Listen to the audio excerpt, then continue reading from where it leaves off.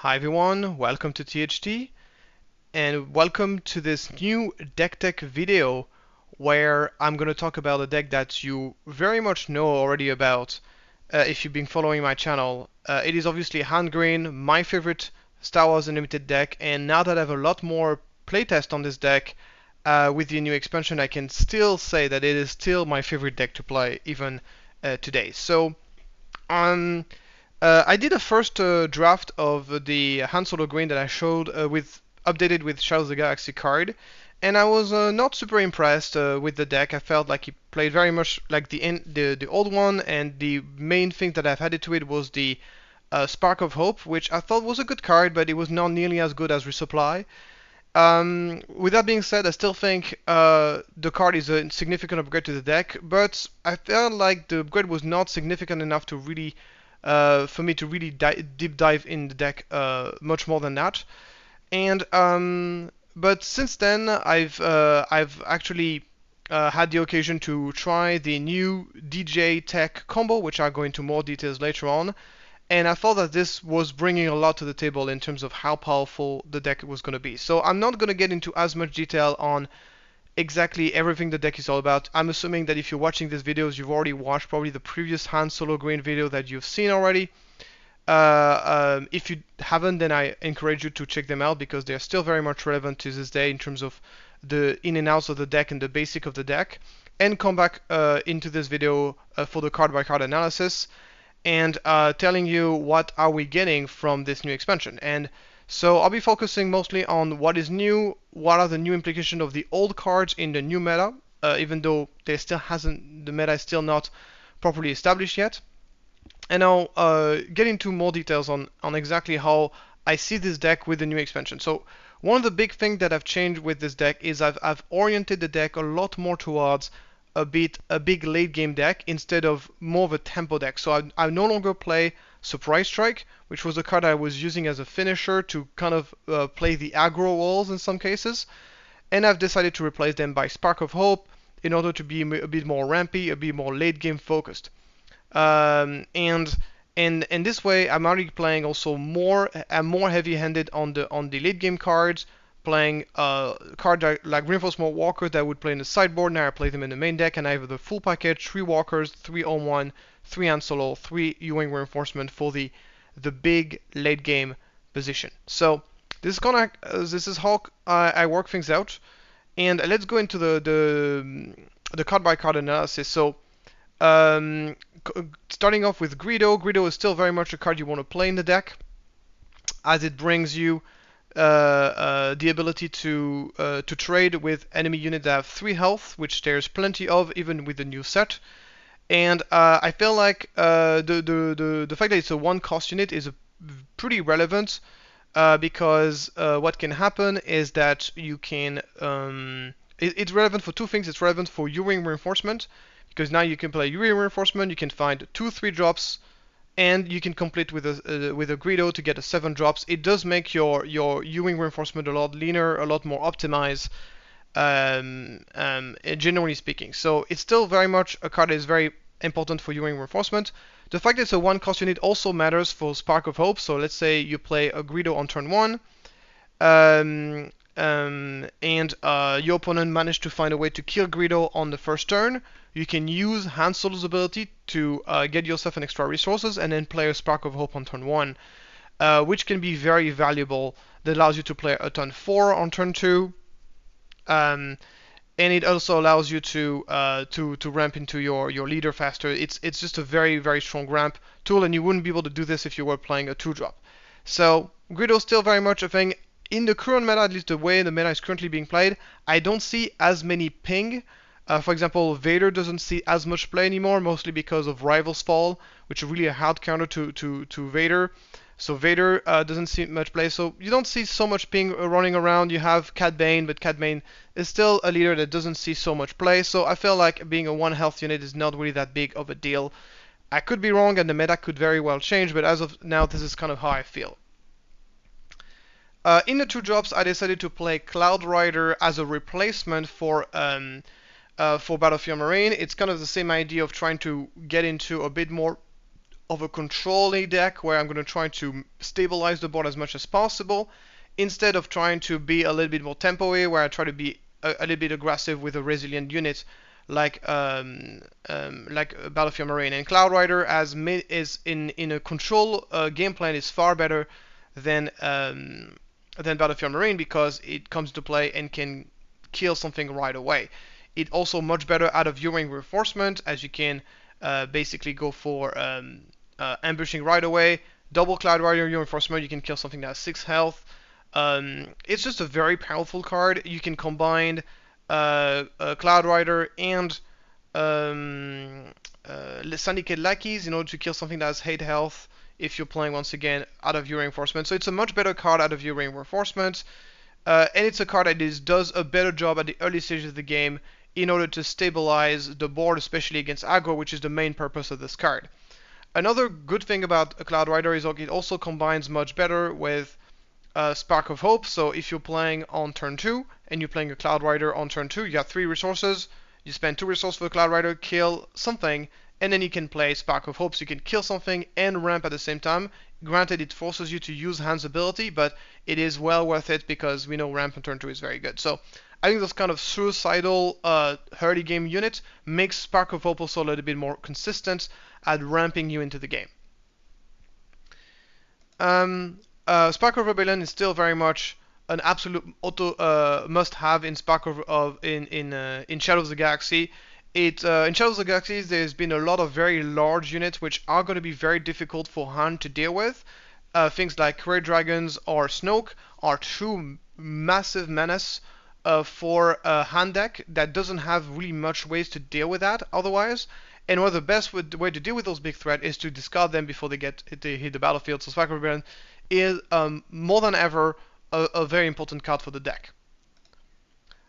Next we got Spark of Hope. So basically, something I say very often about this deck, the most important card of this deck is, obviously Ewing Reinforcement is the big payoff, but one of the most important card of the deck is Resupply. This deck, if you can get a Resupply on turn 2, feels completely different than if it doesn't. The deck is really much stronger when it managed to ramp into, because it gets to do all the things that Han is able to do, but one turn earlier. So the double ramp Han turn that allows you to play a 7-drop, while normally you should be able to play a 5-drop.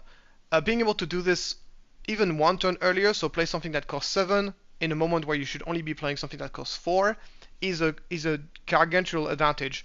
And Spark of Hope allows us to do this more consistently. It's effectively extra copies of Resupply. So obviously it is more conditional, requires to have a unit that has been killed in order to use that. But thankfully, we have a few units like suicidal kind of early drop, like Greedo and Cloud Rider, which allows us to do this. We can even play something along the lines of an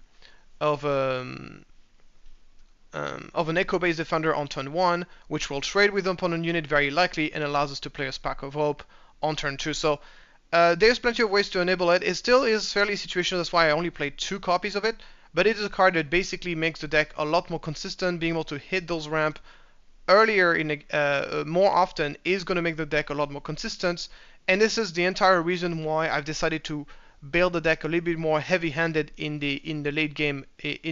So we're playing those 8 drops. I play basically twice more 8 drops than I used to, because I have a more consistent access to ramp, and it's all thanks to Spark of Hope. Moving on, we got Resupply, which I already just talked about. It is basically Spark of Hope, but more consistent, so the absolutely necessary card in decks. As I said, the most powerful card in the deck.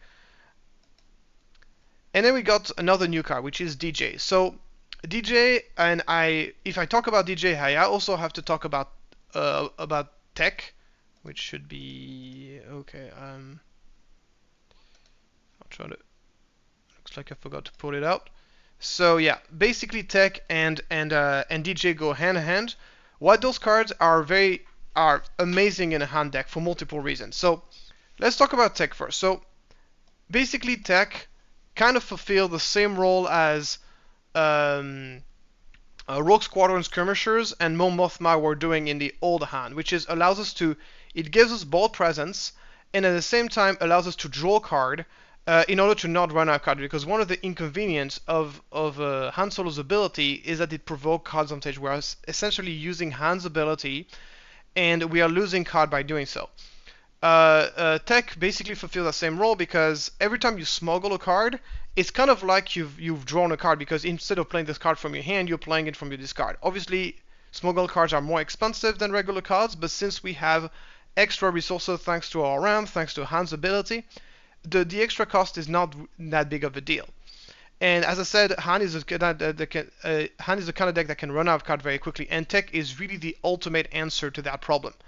So what is very cool about Tech is that not only that, he's also relatively hard to kill. His ability basically, not only is the card smuggle itself, basically 4 resources 2/5 is not terrible. Already by itself is not terrible, and the ability is obviously incredible. Being able to give smuggle to every single of your cards is very powerful, because in hand very often we're going to have to resource very aggressively in order to use Han's ability. It's very nice that we can give a second life to the card that we resource. And the cool thing about Tech is that it also works on non-units. So the Hans has ways to get back cards into play. For example, with Om1, but it could not possibly recycle cards that were non-units. And the advantage of Tech is that it allows us to replay card like Spark of Rebellion, for example, extremely impactful card to play out of Tech. For 4 resources, be able to discard a card in a later stage of the game out of nowhere is incredibly powerful. So Tech, as this kind of like, it gives us kind of as I said, it kind of occupies the same role as Mon Mothma and Skirmisher, but it does it better because we don't even need to have Tech in hand to be able to benefit from his card generation ability. All we have to do is play it from our discard pile, play it from our resource pile, and just like this, we're able to kind of regain an engine and get card back. So it performs that role far better than Skirmisher and Mon Mothma.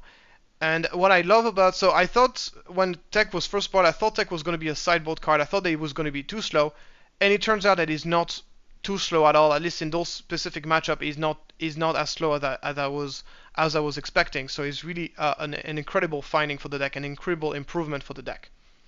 So now let's talk, of course, about DJ. So DJ is not a bad card of his own. So the 3/5 for 3 is very good stats. I mean, it's as good as it gets, right? And the smuggle ability is extremely expensive for the deck. It costs 9.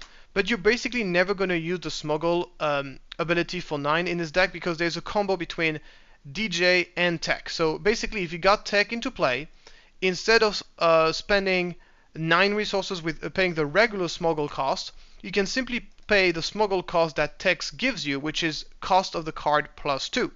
Which means that instead of smuggling DJ for 9, you be smuggling DJ for smuggling DJ for 5 instead. So a 4 resources discount, which is obviously massive. And it's even cheaper than the smuggle cost if I was playing double cunning. So it's, once you get Tech into play, smuggling DJ becomes incredible, because suddenly you got a 5 resource 3/5s that effectively steal a resource from the opponent when it comes into play, which is incredibly powerful. And not only are you ramping yourself, which is incredibly powerful for the deck, as we saw earlier, you are also denying your opponent a resource as well. So it is not a fast combo. You need to obviously, basically the idea is you're gonna go Tech. If you ramp on turn 1 using a resupply, then you can get Tech turn 2 using with a smuggle cost. And then you can go DJ turn 3. That is just, this line of play is incredibly powerful. And yes, you do cut the advantage a lot by using Han's ability first to be able to get your ramp on turn 1 and all that stuff. But it doesn't change that this allows you to get into because you are playing those cards from your resource pile, you effectively draw a card every time you play once. It means that you're still going to have plenty of cards to go with once you've actually performed that combo. So it's just incredibly impactful. And not only that, the icing on the cake, after this has gone off is that you can use Hand's ability to actually defeat a resource you control. And that resource you control can be the enemy resource that you've stolen from DJ, which means that even if your opponent kills DJ, he's not going to get his resource back, which is incredibly powerful. It's really, really strong synergies here. And what I really love about those synergies is that you do not need to draw those two cards together for this to be a strong synergy. So we are basically playing 3 examples of both cards in order to improve our odds to be able to pull that off. But you do not actually need to draw both of those cards together to actually be able to pull it off. To actually use those cards effectively. DJ is a perfectly acceptable card by itself. Just a 3/5 for 3 is very decent. And as we said earlier, Tech as a 2/5 for 3 that gives smuggles to everything already by itself is a very powerful ability. So what is really cool about those two cards is that we are effectively having cards that are pretty good taken separately, and when they're together they do even better. So they're incredibly powerful deck. Obviously this is a pretty slow engine. It is something that is mostly going to be useful against mid-range and control decks. But once again, against aggro, 3/5 for 3 is not bad. You play 3/5 for 3, you can start cleaning the board and keep that unit on the battlefield. It's really not that bad at all. So this combo is really, really incredibly powerful. And this is a huge addition to the deck in terms of from Shadows of the Galaxy, and something that I did not see originally, and this is the thing that really strongly made me reevaluate the power of the deck.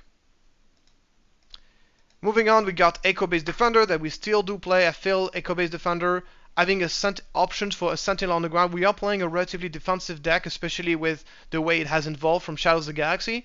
So we more than ever need to have some sort of Sentinels on the ground. Echo-based Defender is going to be that Sentinel. And Minion Falcon, of course, still an absolute must-have in the deck. Allows us to stabilize the board in space. A card that we don't have to pay for the tax most of the time, because we can pay with a temporary resource and then defeat that resources, effectively getting the Falcon's ability for free. And obviously the option to be aggressive whenever we're going to be playing against a slower deck is going to be incredible. So Falcon, of course, still very much a must-have in the deck. Bright Hope, we still need protections in space. There's a lot of space decks roaming around in the meta. Bright Hope help us against those decks. Kira is also another new card from Shadows of the Galaxy that we're including into this deck. So people who are playing Out of Aspect Regional Governor, this card is basically strictly better than an Out of Aspect Regional Governor. I mean, I guess the only advantage of a Regional Governor is you don't pay the aspect penalty on the U-Wing reinforcement. But Kira allows us to look at the opponent's hand and then name a card. So this means that she's going to be more consistent. Cost of making a card cost 3 more is almost effectively the same as making the card almost unplayable, especially since most of the time we're going to be using Kira to prevent the opponent from playing expensive cards that are very difficult to deal with for the deck. Cards like Crater Dragon, Avenger, Snoke, Super Laser Blast are going to be like the card that we want to hit for the most. So this is mostly a card for the late game decks. This is why it's only a one-of in the deck for the U-Wing Reinforcement Toolbox, and then we had 2 additional copies of her from the sideboard. Because she is mostly useful going to be those kind of late-game decks in order to deny those options for the opponent. Yeah, obviously she's much sturdier than the Regional Governor, which also helps keeping her alive as well. Syndicate Lackeys is still a card that we want to play in Han Solo. I play as a 2-of, and the reason is because there's a lot of powerful 3/5s in the meta. Of course, we saw Tech and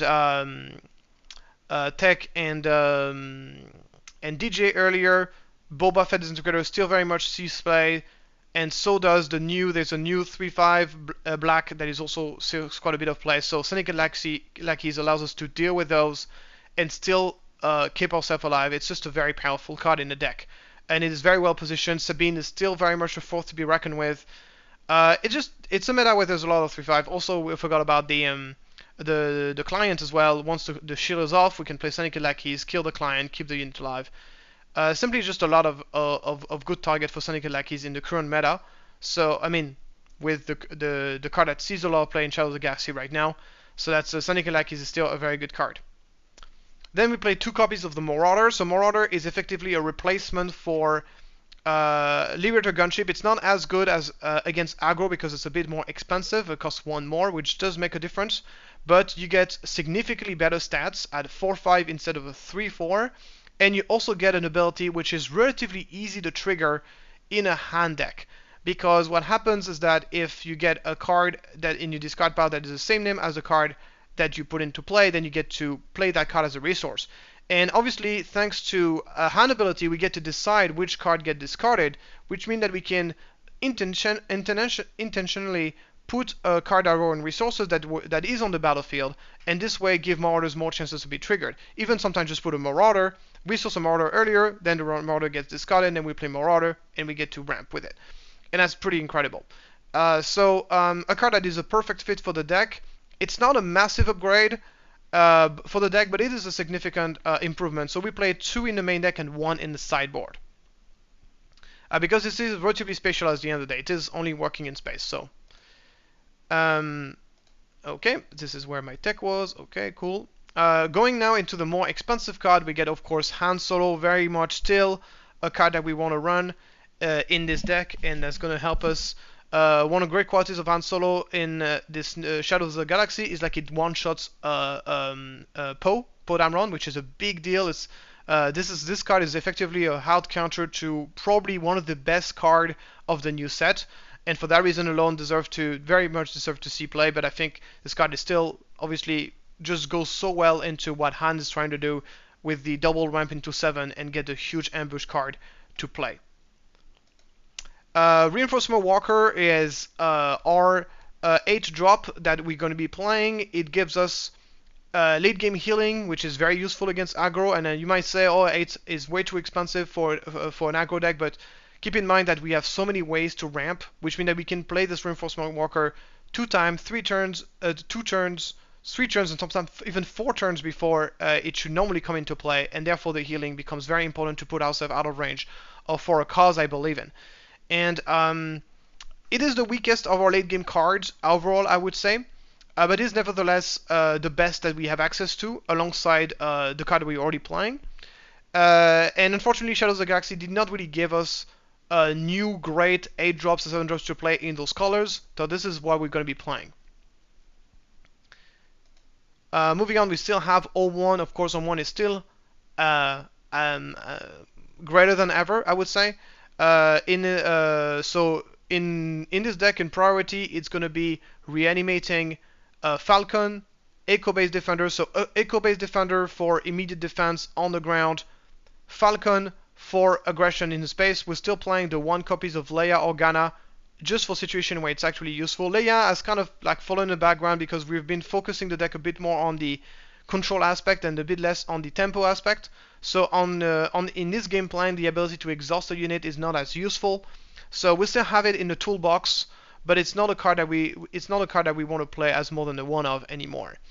And obviously the ability to reanimate tech is very, very important for the deck, as once tech is on the battlefield, then you start reaching and you have like access to 8-9 resources, then you can start playing every single card from your resource pile, and the value is just out of control. So still an amazing card.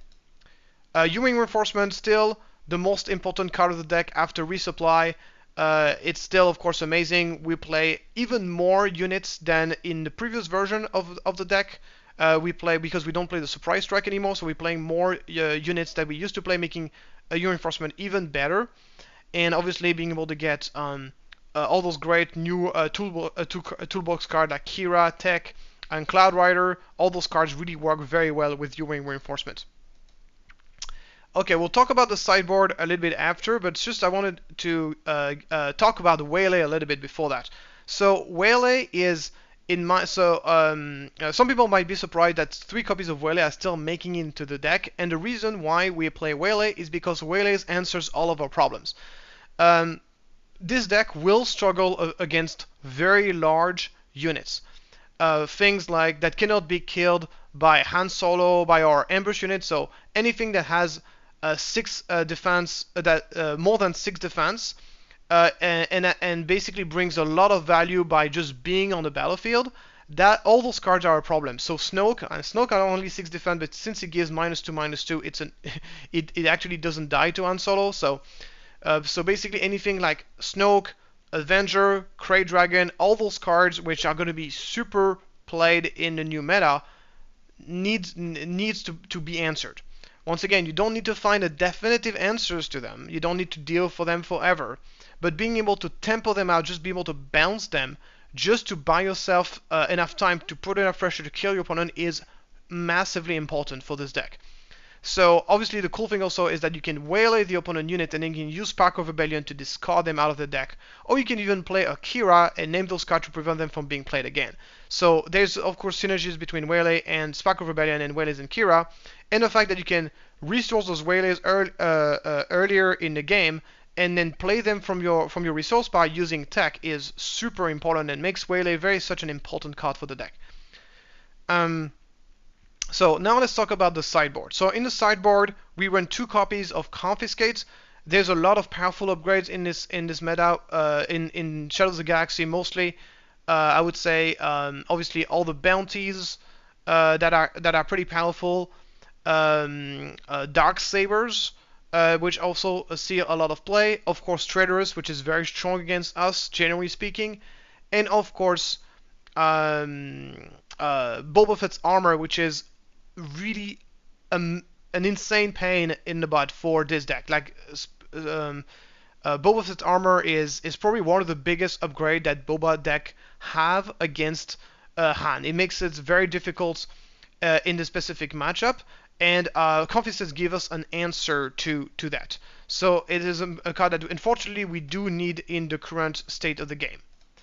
Azukut Liberator Gunship is here mostly as an aggro tool. This was my antidote to fix the aggro issue that we had in Spark of Rebellion.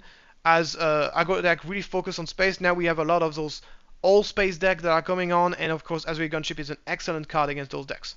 Also wanted to come back to Waylay. If you're running against that, Waylay is one of the best cards you can play against the Phantom, TIE Phantoms that is being boosted by TIE Advance, which is something that we find in some Boba decks, and of course in that the Tarkin deck, which I actually featured in my previous deck. So Waylay is also a very important answer to that. So as you could, like, Gunship helps against aggro, helps against space decks in general. Just a very important card to have in the sideboard. 2 additional copies of Kira for the control late game decks, generally speaking. She's obviously an amazing tool in those decks. A 3rd copy of the Marauders for the exact same reason as a Gunship, as more ways to deal with space. And finally, against people who play very large, big units, we also play 2 copies of Change of Heart, which is down here, which is kind of like extra copies of Waylay. We could be playing Spare the Target, but obviously having a bit of diversity of options in terms of playing Change of Heart, which sometimes, of course, can be so much better than Waylay. Sometimes it is worse, but sometimes it's so much better. So having a little bit more, instead of playing more copies of Waylay by playing Spare the Target, I decided to have a bit more diversity and play the Change of Heart. Obviously, the sideboard is still very much work in progress. I can see a lot of things being modified. And then, obviously, we got still Traitorous. So Traitorous was as 3 of in my previous version of the deck. The reason why I no longer run Traitorous as a 3 of is because people are running a lot of anti-upgrades and in this environment, making playing Traitorous is so incredibly dangerous. So Traitorous might make a comeback into the deck once I've depending on the meta, but for now it's gonna remain the sideboard card as a one of, just a very low risk card that we're gonna bringing that's gonna help tremendously against anything that has a lot of 3-drop. So Traitorous is kind of like this card where I think if you draw it, it's going to be super impactful, but if you start running 3 of them, then your opponent is going to start running anti-upgrade, and the Traitorous is not going to be worth it anymore. Why? If you only play 1 copy of Traitorous, suddenly it becomes a lot more awkward because your opponent has to run an anti-upgrade just to deal with 1 card in the deck. So for that reason, it is nice to have only one copy of Traitorous, just to be very annoying on that regard. So now that I've talked about the sideboard, let me go through the cards that I've strongly considered for Han Solo and decided to not bring to the table. First is Maz Kanata. So Maz Kanata is effectively a better version of Vanguard Ace. Because she's cheaper than Vanguard Ace, because only one makes her much more powerful to combine with U-Wing Reinforcement. She comes out as a 3/3 with U-Wing Reinforcement, but she has the potential to grow bigger and bigger as you play more cards. And it's a card that, unlike Vanguard Ace, could actually be played just straight out of the deck, and you could just play her, and she would get bigger and bigger, and it would be a playable card, and your opponent will have to deal with her. The reason why I decided to not run it in that specific version of the deck is because I believe that even though she does well with U-Wing Reinforcement, she's not amazing out of U-Wing Reinforcement. She's good, but not amazing. And overall, it's a pretty average card. And more importantly, it's a card that doesn't really run into what we are trying to do with this deck, which is, once again, trying to be more controlling.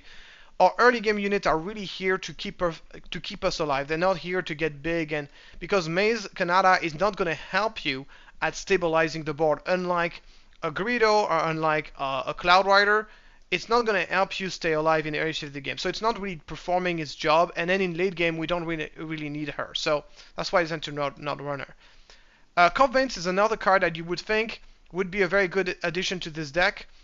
With that being said, I decided to stay away from 2-drops in this deck, so I only play four 2-drops between Leia and Cloud Rider, and then Greedo is also a potential hit, but Greedo is only a 1-drop, so not as optimal. So we don't really play that many 2-drops for the deck, because obviously we have the option to use Han Solos on turn 1 to play our 3-drops on turn 1, which means we don't rely on 2-drop nearly as much as other decks. So we don't play that many 2-drops, which means that Cup Vein's ability is not going to be super consistent. We might actually mess with him. Not only that, Cup Veins can sometimes be very awkward to use when you don't have the initiative. Whenever you have a Cup Veins in play, it becomes very tricky to take the initiative, because then your opponent can just kill the Cup Veins, and if you already taken initiative, then you don't get to play the card that you've pulled from him. Last but not least, it is not heroism card, which means that we cannot bring it back into play with Om-1. So for all those reasons, Cover is simply not good in this deck. Then there's been the choice of playing Spare the Target over Waylay. Right now, basically the only reason why you would want to run Spare the Target is for Dr. Evzan, which has the bounty that allows you to untap 12, and the other card would be the Enforcer, the 1/4 that draws you a card, like all the small 1-drop that draws you a card that have a bounty on them, that draws you a card when they get killed. This is cool, but those cards are still fairly niche at the moment. If Dr. Evazan end up seeing a lot of play, I will definitely think about playing Spare the Target over Waylay. But for now, I decided to keep Waylay. And Waylay has two major advantages over Spare the Target. Is that it can be used.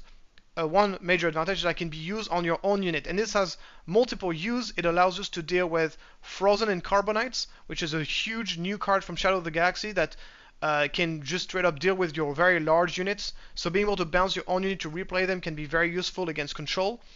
Obviously, by the same token, it also works with against Entrench. And there's always the play of playing the Falcon, attacking, Waylay your own Falcon, and replay Falcon to attack again, and finish the game like this. So yeah, it's definitely kind of a tricky choice. Which one is better? For now, I've decided to go for Waylay because I think it has more application. But I could be wrong, and depending on the meta, Spare the Target might be the better choice. So it is kind of still up in the air which one is better. For now, I decided to keep the Waylay. So yeah, the next is Cunning. So Cunning is a card I think made a lot of sense when the deck was more aggressive, more kind of tempo focus. But now that we decided to go into a more of a late game rampy approach, Cunning doesn't make as much sense anymore. So I've decided to take it out of the deck. Exact same observation and exact same conclusion for Surprise Strike. I love Surprise Strike. I've won so many games thanks to that card. But once again, with the new direction that we're bringing the deck, Surprise Strike has become a lot more situational, and decided to take it out of the deck.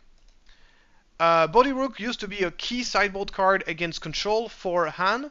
the ability to play that card for 5 resources was actually pretty decent, and even the ability to play this card out of Viewing Reinforcement was simply incredible. The ability to simply just now Kira kind of has replaced Body Rook for me in what it's trying to do, and I think Kira does the job better than Body Rook does.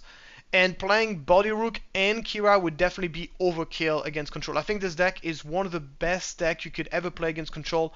Not only do we have better tools against Control with Kira, but the DJ Tech combo is incredibly impactful against Control.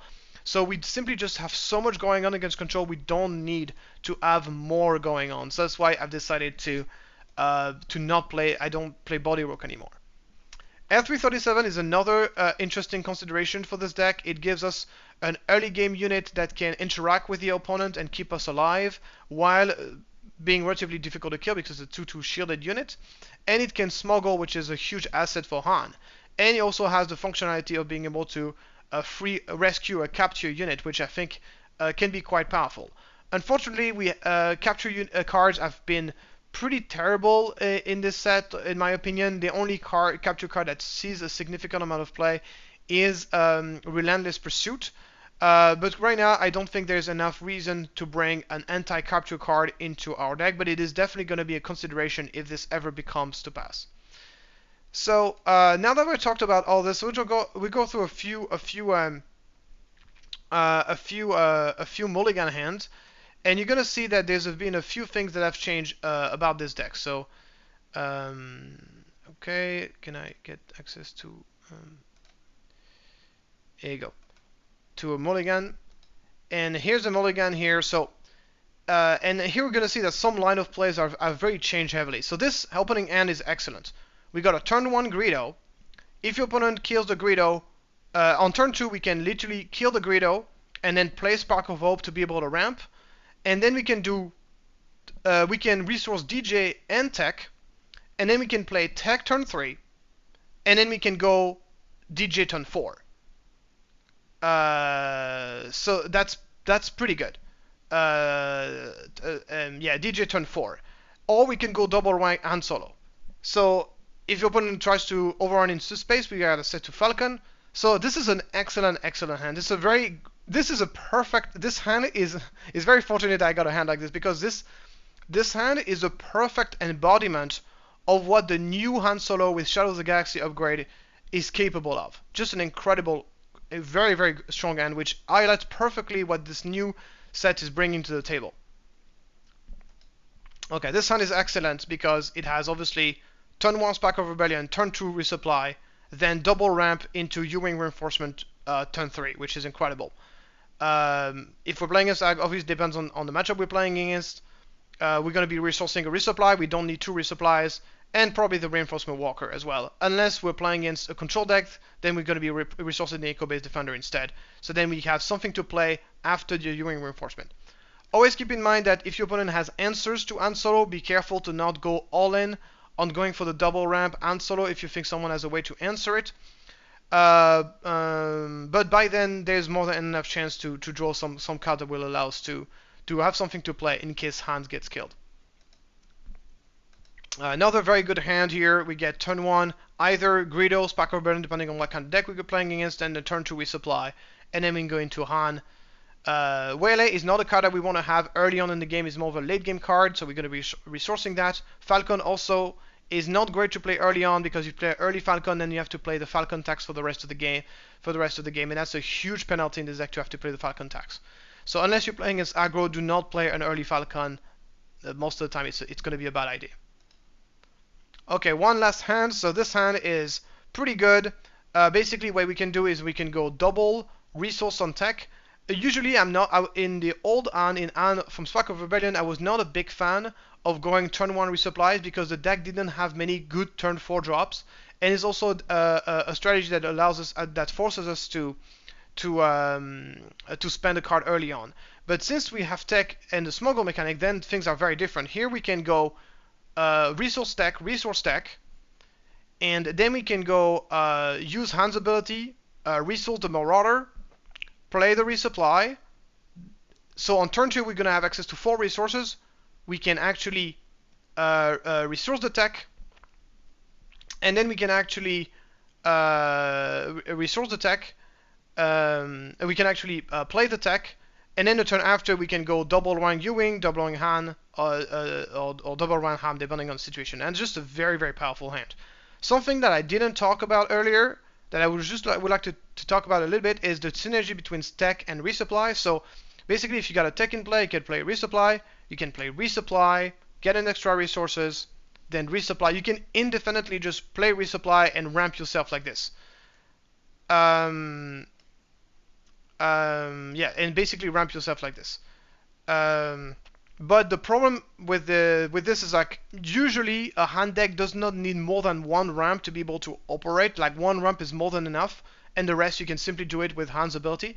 And it's obviously very expensive. You would need to be playing in someone who's incredibly passive to be able to do that. And generally speaking, if you're going to be playing attack and you're playing against control deck, which is typically the kind of strategy where you would want to do for that, where you would want to go for that loop, most than likely your opponent is just going to kill the tech right away, and so it's an option and it's something to be aware of, but it's not really the thing that is motivating me to play tech in Han.